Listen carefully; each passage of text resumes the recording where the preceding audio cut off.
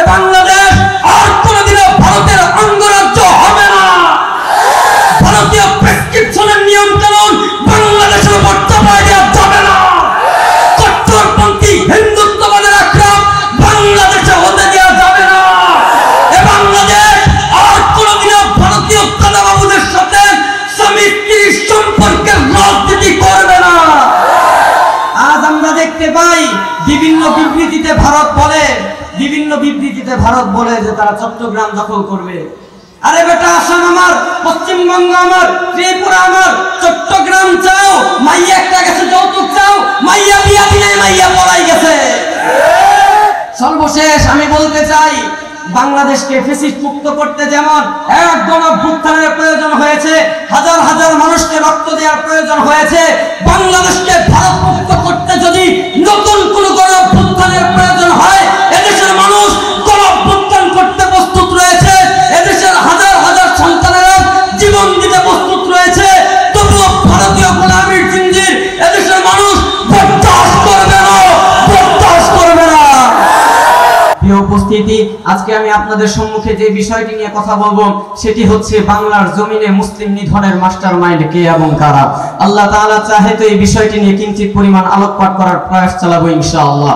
মুহতারাম হাজিরিন, ইংরেজরা 1757 থেকে 1947 সাল পর্যন্ত দীর্ঘ 190 বছর শাসনের পরেও যখন এদেশের মানুষদের গোলামের জিঞ্জিরে আবদ্ধ করতে পারেনি, তখন তারা হিন্দুস্তানের মানচিত্র ভেঙে দুটি রাষ্ট্র আবিষ্কার করে।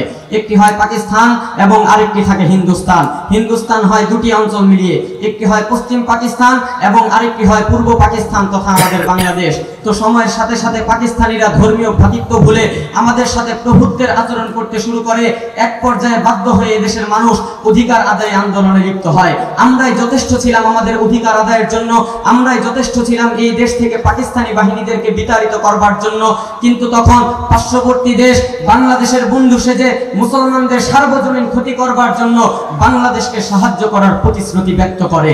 আর এদেশের মানুষও তাদের সাহায্য গ্রহণ করে এবং এরই মধ্য দিয়ে বাংলাদেশকে ভারতের অখণ্ড ভূমি বানানোর সুদূর প্রসারী ষড়যন্ত্র বাস্তবমুখী হয়। মুহতারাম হাজিরিন, বঙ্গস্থানকে হিন্দুস্থানে পরিণত করার ষড়যন্ত্রে লোভের বশীভূত হয়ে ভারতীয় দালালির বায়াত গ্রহণ করে তৎকালীন সময়ের বড় একজন নেতা, যার হাত ধরে একের পর এক ভারতীয় কার্যক্রম চলতে থাকে বাংলার বুকে। একটি মুসলিম রাষ্ট্র হিন্দুয়ানি রাষ্ট্রে পরিণত করার ষড়যন্ত্রে লক্ষ্যবস্তু হয় বাংলাদেশের শিক্ষাঙ্গনগুলো। আপনারা গুগলে ঢাকা বিশ্ববিদ্যালয়ের লোগো সার্চ করলে দেখতে পাবেন, সেখানে 4টি লোগো আসবে।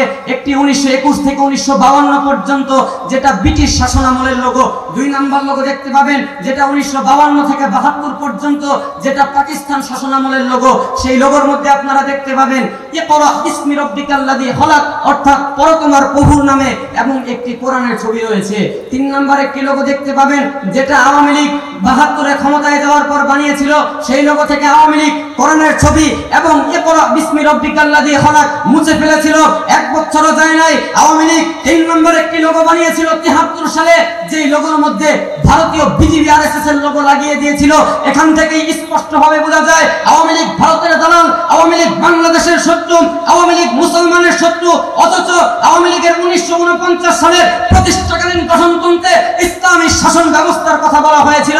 1954 সালে যুক্তফ্রন্টের 21 দফায় বলা হয়েছিল কোরআন সুন্নাহ বিরোধী কোনো আইন করা যাবে না। মেজর জিয়াউর রহমানের ডাকে মুক্তিযুদ্ধ শুরুর 2 দিন আগে আওয়ামী লীগের পক্ষ হতে ইয়াহিয়াকে যে খসড়া সংবিধান তুলে দেওয়া হয়েছিল, সেখানে স্পষ্ট ভাষায় লেখা ছিল কোরআন সুন্নাহ বিরোধী কোনো আইন করবে না আওয়ামী লীগ। অথচ আমরা আওয়ামী লীগের শাসনামলে দেখতে পাই ধর্মের অধিকার কাজে লাগিয়ে শ্বশুর বাড়ির লোকেরা দুর্গা পূজা করেছে, পুলিশ গিয়ে নিরাপত্তা দিয়েছে। ধর্মের অধিকার কাজে লাগিয়ে খ্রিস্টানরা নিজেদের আচার অনুষ্ঠান পালন করেছে, ধর্মের অধিকার কাজে লাগিয়ে ইয়াহুদিরা নিজেদের আচার অনুষ্ঠান পালন করেছে। একমাত্র দেশের মুসলমান যাদের ধর্মের অধিকার তাদেরকে আয়নাঘর পর্যন্ত নিয়ে গিয়েছিল। মুহতারাম হাজিরিন, পাকিস্তান স্বাধীন হওয়ার 50 বছরের মধ্যে তারা একটি সংবিধান ব্যবস্থা করতে পারে নাই।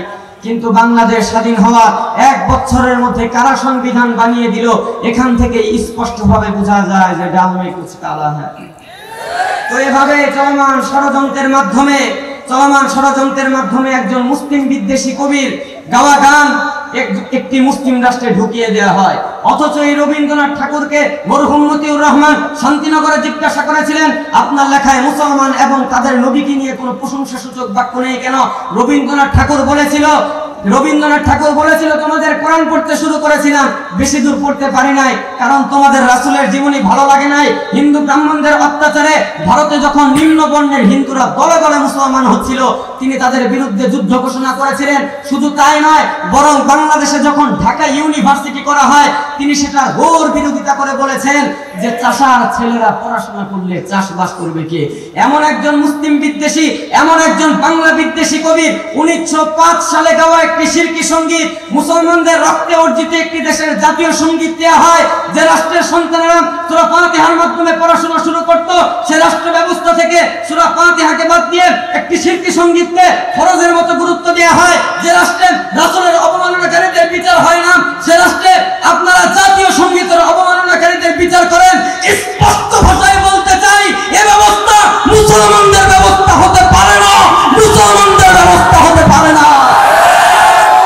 মোহতারাম হাজরিন, সর্বশেষ আমি বলতে চাই যে 2024-এর স্বাধীনতা হয়েছে কোনো বিজয় উদযাপনের জন্য নয়। 2024-এর স্বাধীনতা এসেছে বাংলাদেশকে সংস্কার করবার জন্য। নয়তো 1971-এর স্বাধীনতা যেমন মুসলমানদের রক্তের সাথে গাদ্দারি করেছিল, 2024-এর স্বাধীনতা মুসলমানদের রক্তের সাথে গাদ্দারি করবে। এই অর্থে বলতে চাই, বাংলাদেশ আর কোনোদিনও ভারতের অঙ্গরাজ্য হবে না। ভারতীয় প্রেসক্রিপশনের নিয়ম কানুন বাংলাদেশের উপর চাপাই দেওয়া যাবে না। কট্টরপন্থী হিন্দুত্ববাদের আক্রমণ বাংলাদেশে হতে দেওয়া যাবে না। এ বাংলাদেশ আর কোনোদিনও ভারতীয় দাদাবাবুদের সাথে স্বামী স্ত্রীর সম্পর্কের রাজনীতি করবে না। আজ আমরা দেখতে পাই বিভিন্ন বিবৃতিতে ভারত বলে যে তারা চট্টগ্রাম দখল করবে।